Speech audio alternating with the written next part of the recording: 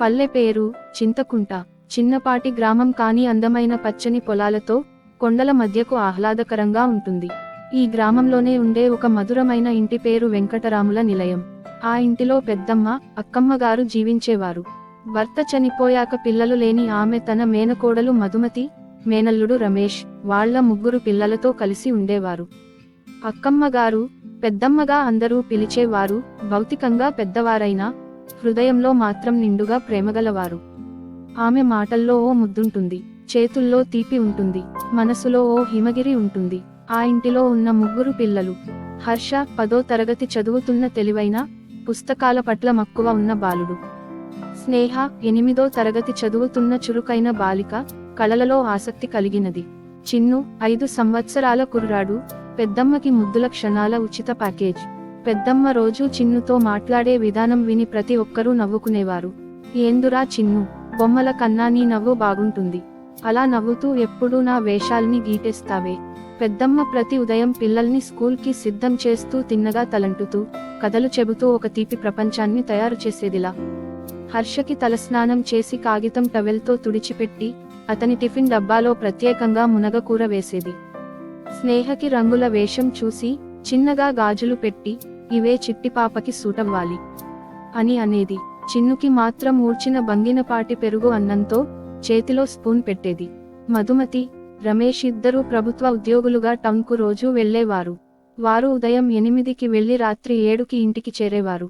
అందుకే పిల్లల శిక్షణ, హోంవర్క్, భోజనం, ఆరోగ్యం అన్నీ పెద్దమ్మే చూసుకునేది. ఒకరోజు మధుమతి ఓ చెల్లెలితో మాట్లాడుతూ, నిజం చెబుతున్నా అక్క, మా పిల్లలకి నిజంగా అమ్మ అంటే పెద్దమ్మే. ఆమె ప్రేమలో ఒక మాధుర్యం ఉంది, నేను మాటలతో చెప్పలేను. పెద్దమ్మ మాటల్లో ఉన్న ఆత్మీయత, కళ్ళలో ఉన్న ప్రేమ చూపుల వల్ల పిల్లలకి ఆమె మీద అపారమైన భక్తి, అనురాగం పెరిగింది. ఒకరోజు శనివారం ఉదయం, స్నేహ చిన్న వాయిస్తో పెద్దమ్మ దగ్గరకి వచ్చి, పెద్దమ్మ, నువ్వు నాకు కథలు చెబుతున్నప్పుడు నాకు స్వప్నాలు కూడా తీపిగా వస్తున్నాయి. పెద్దమ్మ నవ్వుతూ, ఓహో అవునా, మరి ఈ రోజు మనం ఒక కథలోకి ప్రయాణిద్దాం. ఒక చిన్న పక్షి గురించి చెప్పానా? అదే చిన్న పాపలా తన కలల్ని రెక్కలుగా మార్చుకుంది. ఆ రోజంతా కథలతో, ఆటలతో, చెట్ల కింద నీడలో బొమ్మలతో ఆ ఇంటి ప్రేమగాలి విస్తరించింది. పెద్దమ్మ తన చిరిగిన చీరని మళ్లీ కుట్టించుకుంటూ, హర్షకు కొత్త స్కూల్ బ్యాగ్ కొంటోంది.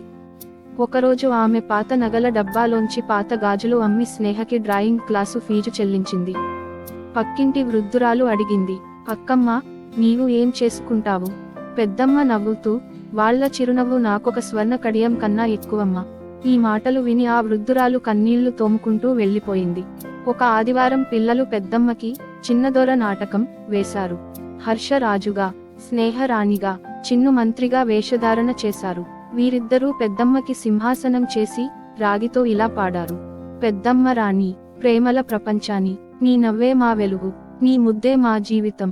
పెద్దమ్మ కన్నీళ్లతో నవ్వుతూ వారిని కౌగిలించుకుంది. అందరూ ఆనందంగా ఉన్న ఆ ఇంట్లో ఒక నిశ్శబ్దం నెలకొంది. పెద్దమ్మకి ఒక్కసారిగా ఆరోగ్యం క్షీణించసాగింది.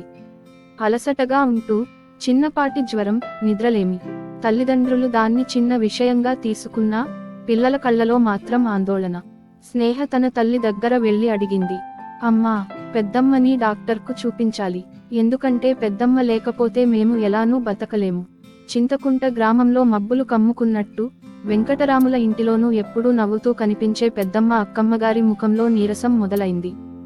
ఆమె ఉదయాన్నే లేచి పిల్లల టిఫిన్, పాలు అన్నీ తయారు చేయడం మానేసింది. మామూలుగా ఆటల్లో గంతులేస్తూ ఉండే చిన్ను ఆ రోజు పెద్దమ్మ దగ్గరకి వెళ్లి నెమ్మదిగా అడిగాడు, పెద్దమ్మ, నీవు నవ్వట్లేదు, నీ చేతుల చెమటలు వేడి వేడి ఉన్నాయి. ఆ మాటల విన్న పెద్దమ్మ చిరునవ్వు చిరుగినా, కళ్లలో దాచిన బాధ బయటపడింది. రాత్రివేళ జ్వరం పెరిగింది, తల తిరుగుతున్నట్లు చెప్పింది పెద్దమ్మ. హర్ష, స్నేహ వెంటనే తల్లి మధుమతిని పిలిచారు. ఆమె ఓడిపోకుండా బలంగా ఉండేందుకు ప్రయత్నించిందైనా గుండెల్లో భయం తగ్గలేదు.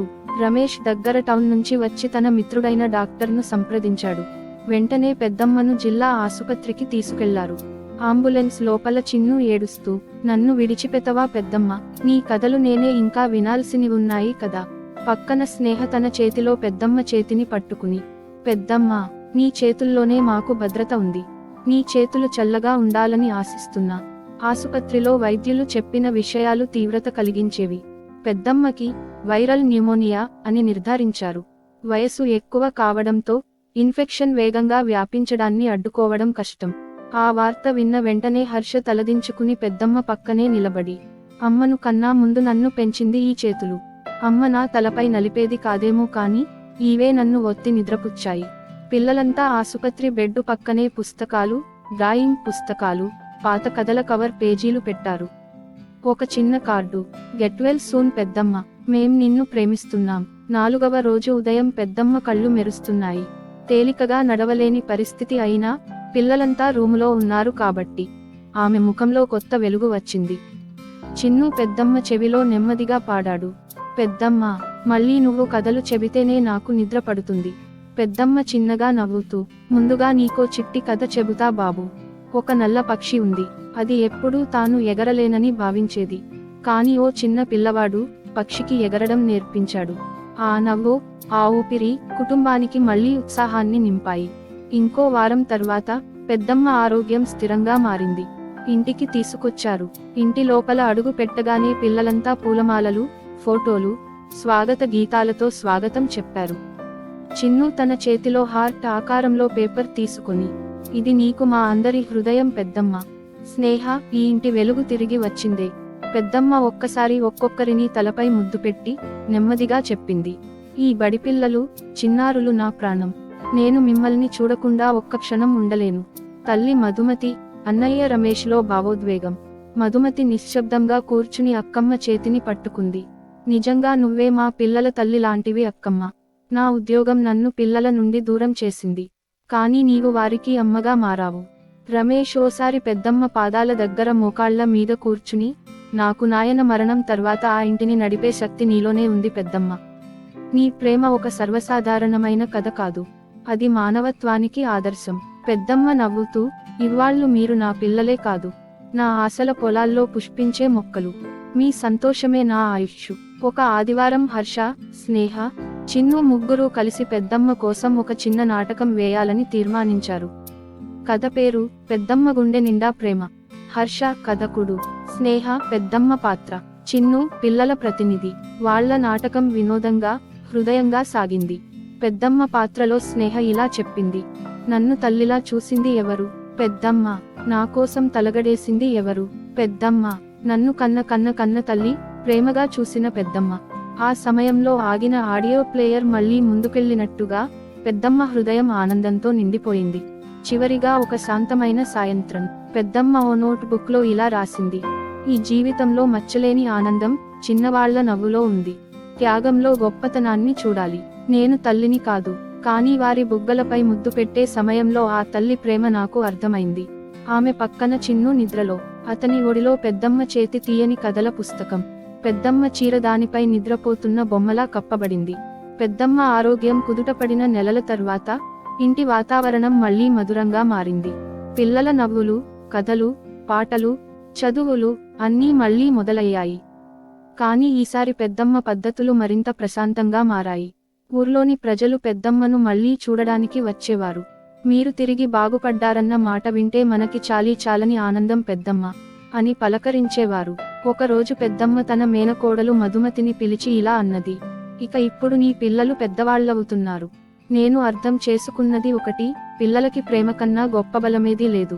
ఆ ప్రేమ నన్ను మళ్లీ నిలబెట్టింది. ఇక నాకు ఓ చిన్న కోరిక ఉంది. ఆ కోరిక ఏంటో చెప్పినప్పుడు ఇంట్లో అందరూ ఆశ్చర్యపోయారు. పెద్దమ్మ చిన్న స్కూల్ మొదలు పెట్టాలనుకుంది. గ్రామంలోని చిన్నారులకు ప్రాథమిక విద్య, మానవ విలువలు నేర్పించేలా ఒక అంకుర ప్రణాళిక ఆమె ఆలోచన. నేను ఎక్కువ చదవలేదు, కానీ నేర్చుకున్న జీవితాన్ని వాళ్లతో పంచుకోవాలనుంది. వాళ్లకి వేరే తల్లిదండ్రులు ఉండొచ్చు, కానీ ఓ చిన్న పెద్దమ్మగా నేనున్నాను. అందరూ ఈ ఆలోచనను చేతుల మీదుగా స్వీకరించారు. గ్రామంలో వృద్ధుల సంఘం, యువత అందరూ సహాయానికి ముందుకు వచ్చారు. అంతే, 3 నెలల కృషి తర్వాత పాతవాకిలి ఇంటిని పునర్నిర్మించి ఓ చిన్న స్కూల్ తయారయ్యింది. పేరు అక్కమ్మ చదువుల తోట. ఇక్కడ పిల్లలకి ఇంగ్లీష్, తెలుగు, అంకెలు మాత్రమే కాక జీవన విద్య కూడా నేర్పించబడుతుంది. మర్యాదగా ఎలా పాటించాలి, పర్యావరణాన్ని ఎలా కాపాడాలి, తల్లిదండ్రుల పట్ల గౌరవం, కథల ద్వారా నైతికత. స్నేహ, హర్ష ఇద్దరూ వారాంతాల్లో వచ్చి పిల్లలకి తాము నేర్చుకున్నది పంచుకోవడం మొదలుపెట్టారు. సంవత్సరానికి స్నేహ స్టేట్ లెవెల్ డ్రాయింగ్ పోటీలో మొదటి బహుమతి గెలిచింది. హర్ష మెడికల్ ఎంట్రన్స్ లో మంచి ర్యాంకు సాధించాడు. ఓ రోజు చిన్ను స్కూల్లో పెద్దమ్మ గురించి ఒక కథ చెబుతూ ఇలా అన్నాడు. పెద్దమ్మ తలపై చేతులు వేసి నన్ను ఆశీర్వదించిన ప్రతిసారి నాకు మిరాకిల్ అనిపించింది. ఆ చేతుల్లో గోరింట, రుచి, ప్రేమ అన్నీ ఉన్నాయి. నాకు దేవుడు కనిపించలేదేమో, కానీ పెద్దమ్మ మాత్రం కనిపించింది. ఈ మాటలు విన్న పెద్దమ్మ కన్నీళ్లతో కళ్ళజోడు తుడుచుకుంది. గర్వంతో అందరినీ చూసింది. జీవితానికి, త్యాగానికి, ప్రేమకి ఇది నిజమైన ప్రతిఫలం. ఒకరోజు హర్ష తాతయ్య పాత కెబినెట్ తెరిచాడు. అందులో పెద్దమ్మ రాసిన పాత పుస్తకం కనిపించింది. నా కథ, అక్కమ్మ చేతులతో. దానిలో చిన్న చిన్న దినచర్యలు, భావోద్వేగాలు, పిల్లలతో బంధాలు ఇలా రాసి ఉన్నవి. చిన్ను తొలిసారి నన్ను పెద్దమ్మ అన్న రోజు నా గుండె దడిపించింది. స్నేహ నాకు పుట్టినరోజుకి వేసిన బొమ్మ చూసి ఏడ్చాను. హర్ష ఆఫీస్ వెళ్లిన తల్లికి చెప్పకుండా స్కూల్ ఫీజు కట్టాడు. అతనికి ఓ ముద్దు ఇవ్వలేకపోయాను. ఇవే నా గోల్డెన్ మెమెంట్లు. ఈ పుస్తకాన్ని మధుమతి ఓ అందమైన కవర్తో ముద్రించి గ్రామపాలకులకు ఇచ్చింది. గ్రామ పాఠశాల గ్రంథాలయంలో గౌరవ కార్యకర్తల గదిలో ఆ పుస్తకం పెట్టబడింది. పెద్దమ్మ వృద్ధాప్య దశలోకి చేరుతోంది. ఆరోగ్యం బాగుంది, కానీ శక్తి కొంత తగ్గుతోంది. అయినా కూడా రోజు అక్కమ్మ చదువుల తోటకి వెళ్లి చిన్నారులతో మాట్లాడడం, కథలు చెప్పడం, స్నేహితులకి చిన్న పోటీలు నిర్వహించడం కొనసాగుతుంది. ఒక శాంతమైన ఉదయం పెద్దమ్మ తన మంచంలో కూర్చుని పుస్తకం చదువుతోంది. పక్కన చిన్ను ఆవేశంగా తన కొత్త డ్రాయింగ్ చూపిస్తున్నాడు. పెద్దమ్మ మౌనంగా చూసి కళ్ళు మూసుకుంది. ఆమె మరణ వార్త విన్న గ్రామస్తులు, పాఠశాలలు, కుటుంబ సభ్యులంతా చాలా బాధపడ్డారు. హర్ష, స్నేహ, చిన్ను ముగ్గురూ కలిసి మాట్లాడుతూ ఇలా అన్నారు. పెద్దమ్మ మాకు ప్రేమ నేర్పింది. పెద్దమ్మ మాకు త్యాగం అర్థం చెప్పింది. ఆమె మనలో లేకపోవచ్చు, కానీ ఆమె ప్రేమ ప్రతి పాఠశాలలో ఉంటుంది, ప్రతి చిన్న బొమ్మలో ఉంటుంది, ప్రతి చిన్న నవ్వులో ఉంటుంది. స్నేహ ఆఖరి మాటలు. పెద్దమ్మ, నీవు నడిపిన మార్గంలో మేము కొనసాగుతాం. నీ కథ మేం ఎప్పటికీ చెబుతూనే ఉంటాం. పెద్దమ్మ గుండె నిండా ప్రేమ అనేది ఒక కుటుంబ బంధం కథ మాత్రమే కాదు, అది మానవత్వపు పాఠశాల. ప్రతి చిన్నతనంలో ప్రేమించిన వ్యక్తిని గుర్తుచేసే జీవగాథ. త్యాగం, సహనం, శాంతి, విలువలు అన్నీ ఒక పెద్దమ్మ ద్వారా ఊహించుకునే ప్రేమ చిత్రం. ఇలాంటి మరిన్ని వీడియోల కోసం లైక్ చేయండి, షేర్ చేయండి. రోజు వచ్చే వీడియోలని మిస్ అవ్వకుండా ఉండాలంటే ఈ ఛానల్ని సబ్స్క్రైబ్ చేసుకోండి.